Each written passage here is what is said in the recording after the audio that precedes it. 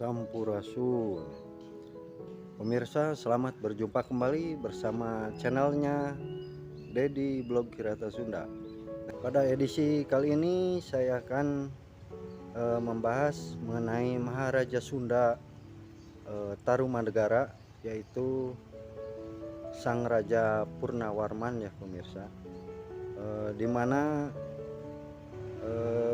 Maharaja Sang Purnawarman itu menjadi cikal bakal penguasa ya, raja penguasa pertama Pulau Jawa. Karena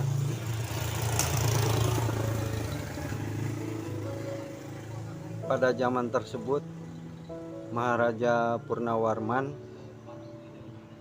bisa menundukkan beberapa kerajaan kecil maupun besar agar bisa bekerja sama atau tunduk patuh pada beliau ya, yang tercatat dalam prasasti atau naskah kuno itu lebih daripada 50 kerajaan yang ada di Pulau Jawa ya pada waktu itu. Jadi pada masa Tarumanegara itu banyak juga kerajaan-kerajaan di Pulau Jawa ya, selain Salakanagara ya yang diklaim sebagai kerajaan tertua di Pulau Jawa ya atau di Nusantara. Namun ternyata selain Salakanagara itu Tarumanegara lah yang pertama kali berkuasa di Pulau Jawa ya terhadap raja-raja yang ada di Pulau Jawa.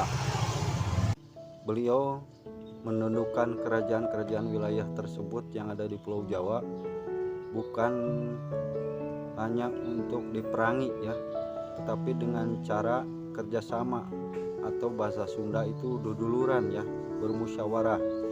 Nah, bila mana ada satu wilayah kerajaan rajanya membangkang, nah itu baru diperangi ya, baru diperangi sehingga mereka bisa tunduk terhadap Raja Purnawarman ya.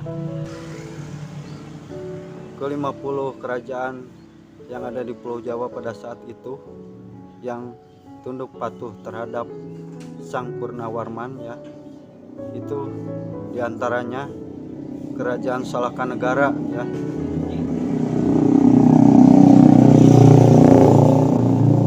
yang tadinya berdiri lebih awal atau diceritakan dan diklaim sebagai kerajaan tertua di Nusantara, ternyata sekarang berbalik ya. Jadi Salakanegara ikut tunduk kepada Sang Purnawarman.